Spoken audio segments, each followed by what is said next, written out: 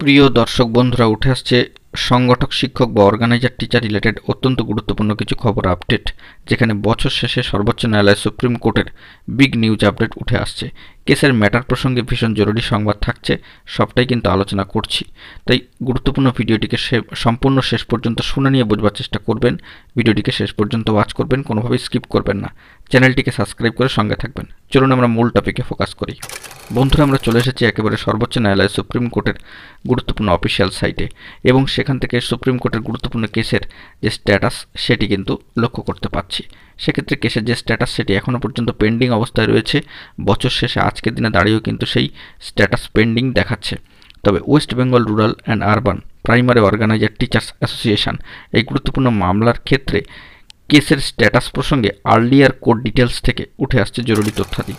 এবং যদি আমরা চলে যাই সেই পেজে, দেখব যে আর্লিয়ার কোর্ট ডিটেলসের ক্ষেত্রে অবশ্যই এখানে মহামান্য কলকাতা হাইকোর্টের একটি গুরুত্বপূর্ণ মামলা কেস নম্বর সরাসরি দেখতে পাচ্ছেন, WPA 18560 অফ 2023, যার অর্ডার ডেটেড কিন্তু রয়েছে 8/8/2024, অর্থাৎ এই বছরই 8/8/2024।